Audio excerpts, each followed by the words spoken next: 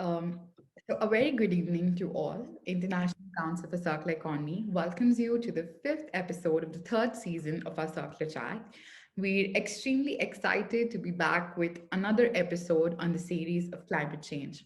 The Circular Chat is an initiative by ICC to develop and promote the idea of circular economy. The chats engage key actors to mobilize system solutions. Hi, I'm Susanna, and I'm happy to host our guest speaker today, Mr. Sharang Ambadkar. Today, Sharang and I will discuss about his organization, FeelGood Eco-Nurture LLP, and the work it is doing towards curbing climate change.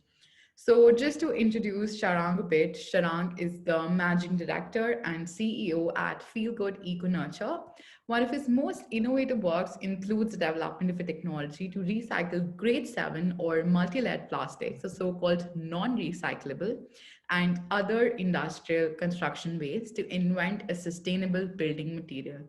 Now, if I talk about Feel Good Eco-Nurture, it is an organization that intends to create a new path in the field of circular economy and more precisely in the waste management industry.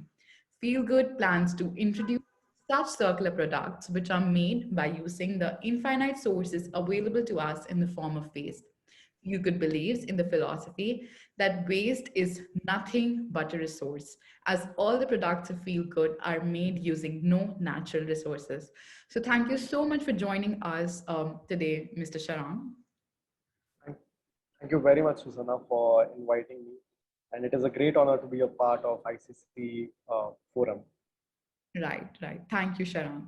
So, Sharang, I had the opportunity to go through your work, and it's truly remarkable and commendable, both your individual thing and your organization. But for our audience present today, can you explain the various circular innovations and the production process that your organization has come up with to tackle the issue of plastic waste? Yes, definitely. Namaste to all the dignitaries, members, and sustainability enthusiasts who are viewing this talk right now. I am Sharang, the founder of FeelGood, which is a small startup based out of Mumbai. We are basically into working of research and development, uh, mainly from material termed as waste. That is what we do.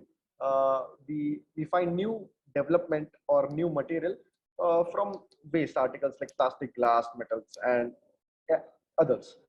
Currently, we are working on scaling one of our material, which was made by recycling multi-layered plastics or grade 7 plastics and construction and demolition waste to make granules, which is molded and extruded into making products like tiles and synthetic wood. Um, we are basically into waste collection, segregation, washing, compounding, and granulation of pre and post consumer plastic material. This collection is happening through rack pickers, municipal bodies, private societies, institutions, um, and corporates. By doing this, what we are trying to do is we are trying to give an alternative to concrete, which is one of the largest carbon emitting material, supposedly around 2.2 billion tons of carbon emissions of the world's carbon emission is accounts to the 8% of which is happening during the production of cement. And secondly, what we do is we are giving a natural alternative to the natural gas, which is all, of course, sourced by cutting down trees. So this is what Fieldwood does to combat the impact of massive carbon emissions and tackle plastic waste. Just to show you a bit, what we do is basically we make some tiles like this, which is made 100% from multi-layered plastics, wrappers of food items and chips. And this is synthetic wood, what we make out of legacy waste or waste picked up from landfill. So these are some two products that we make right now, and we are trying to scale up.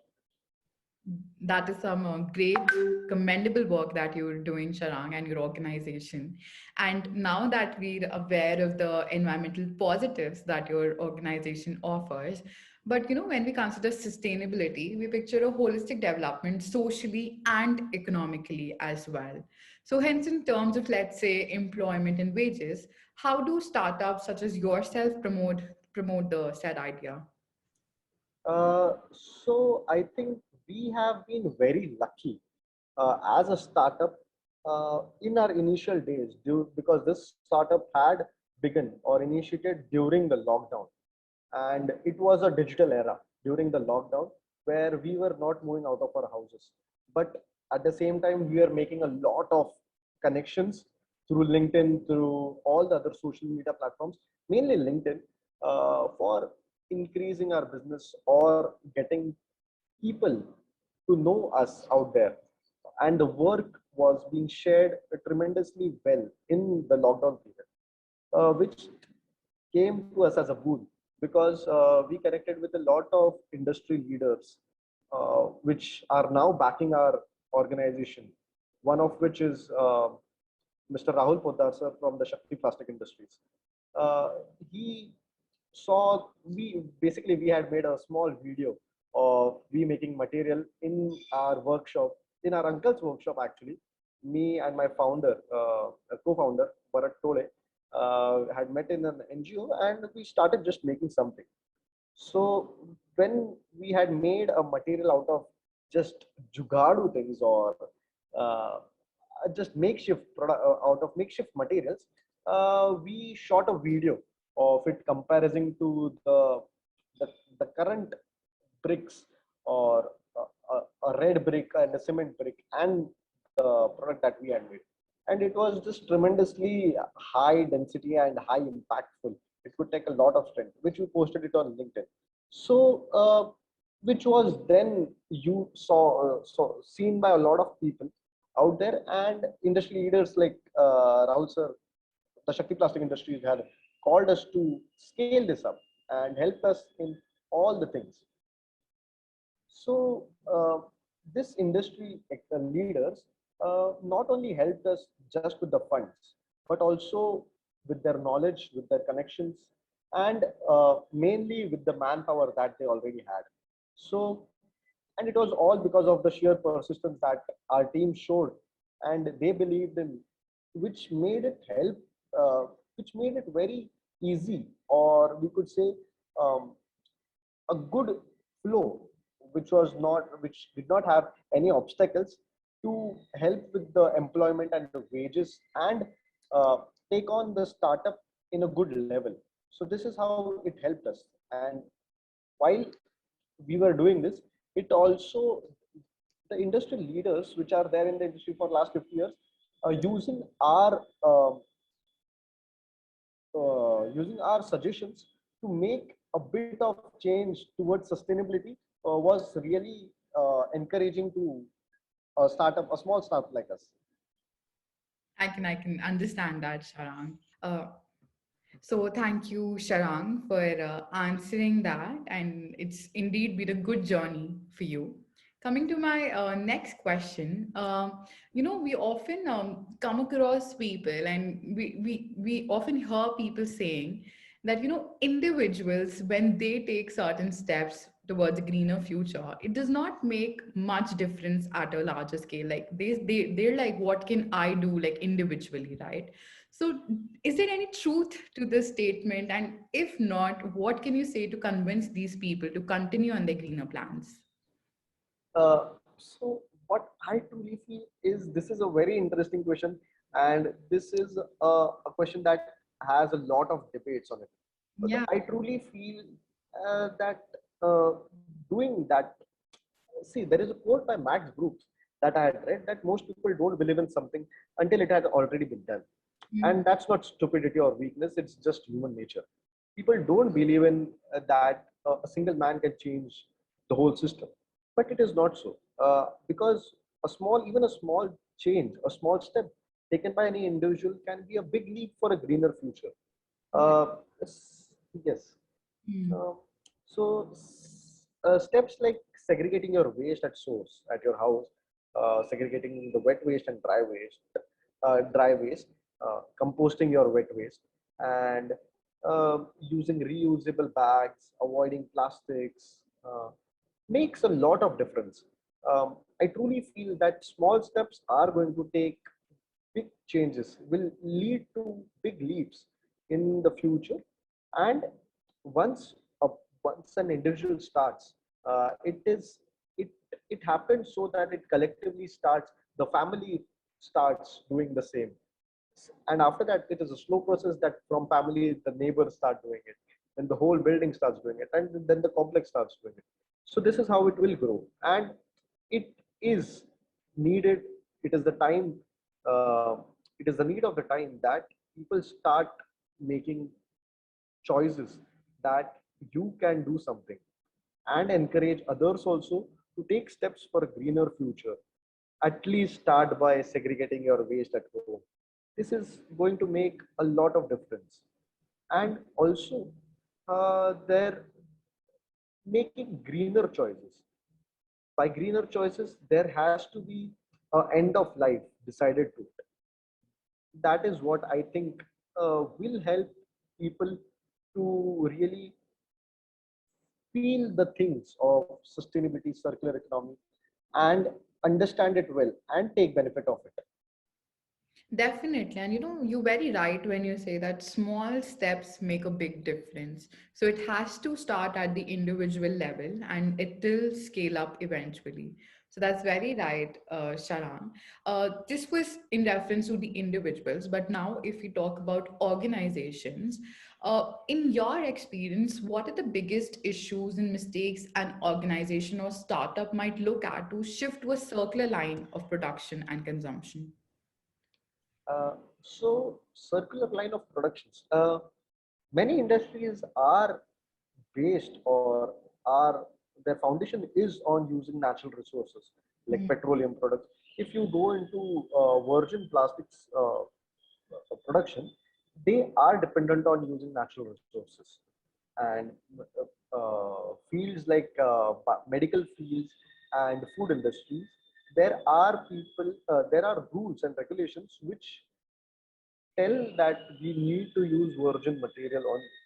But there are few places where people or organizations can change the laws at a government level, at a higher level.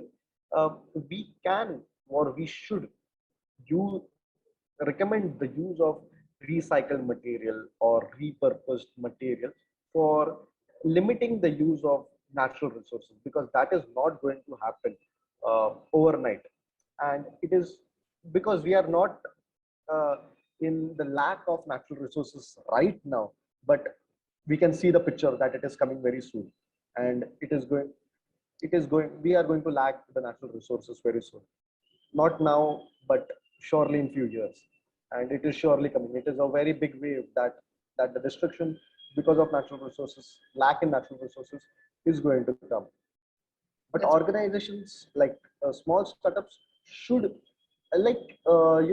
there is it always has an Indian way of doing things.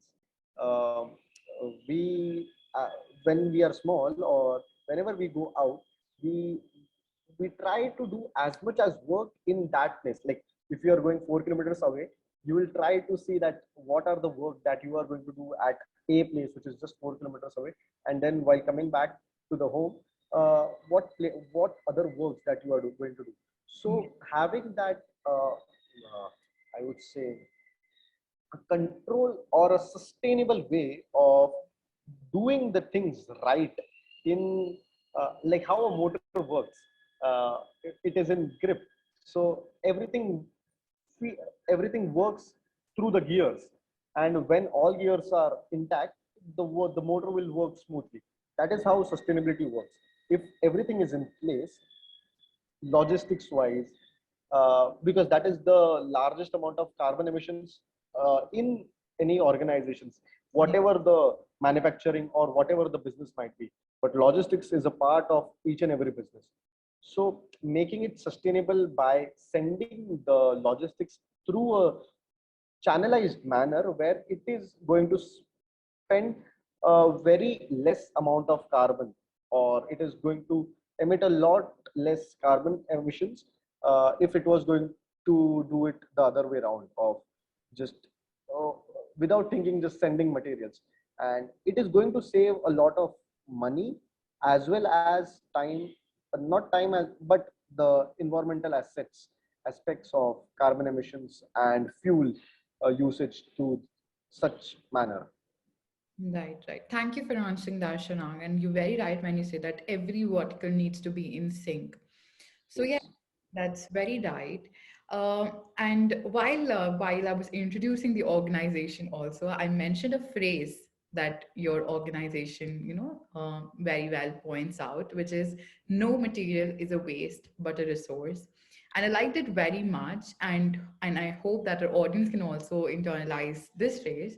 But while you were talking about the individual things that we can do towards combating climate change, and you discussed them in brief as well, like segregation of waste, for example, but would you like to elaborate on what individual level measures we can take up to contribute to a circular economy? Sure.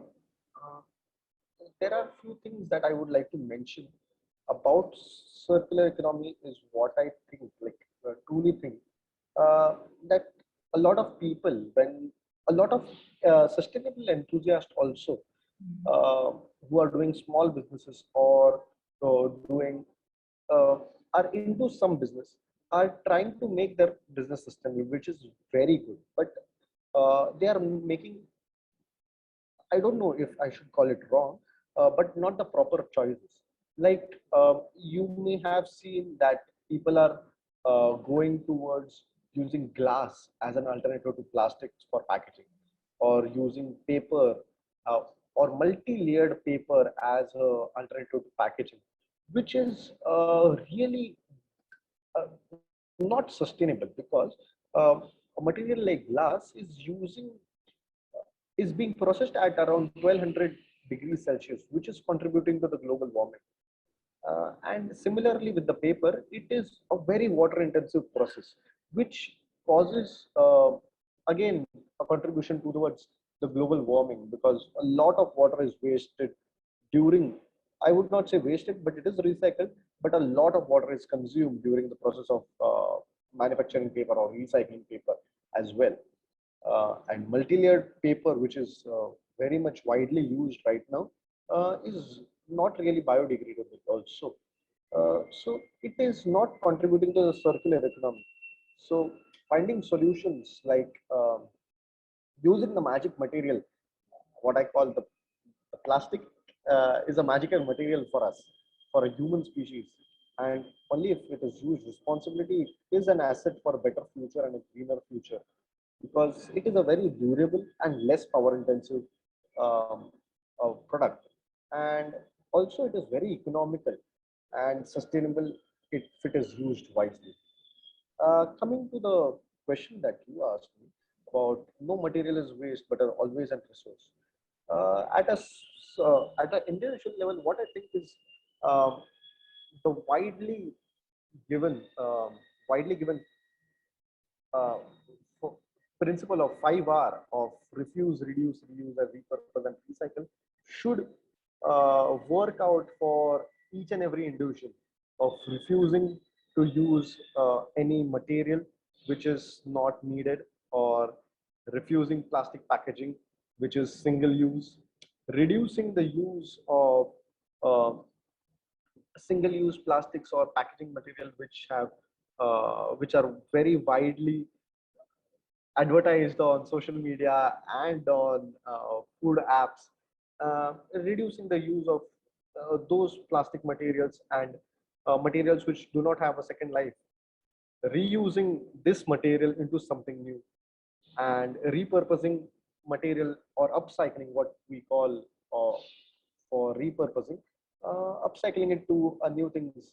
There are a lot of startups who are doing it very well, and um, lastly recycling or giving it for recycling through many NGOs who are collectively working in the field of plastic or waste collection, I would say. So this 5R principle would be very uh, correct way to go ahead towards contributing yourself to the circular economy, is what I feel. Right, right. Thank you. And those are some good ways. In fact, we at ICC have an entire certified course made on zero waste living, in which we focus on these different hours. And, like you were also not just focusing on the 3 hours reduce, use, recycle, but also there are more hours like refurbishing, remanufacturing. So, yes, if our audience is interested in checking out more ways, they're most welcome to go to our website and take the certified course on zero waste living. So it was a wonderful discussion with you, Sharang, today. Thank you so much for being here with us. I would also like to thank everyone who decided to join our session today.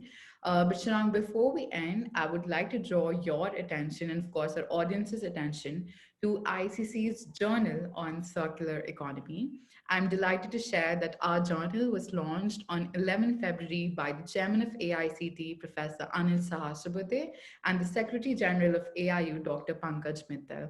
And I'm proud to share that this journal is the first journal on circular economy in India. It is a joint effort of the Indian Plastics Institute and ICCE. The key feature is an interview with Mr. Amitabh Kant, CEO at Niti Aayog.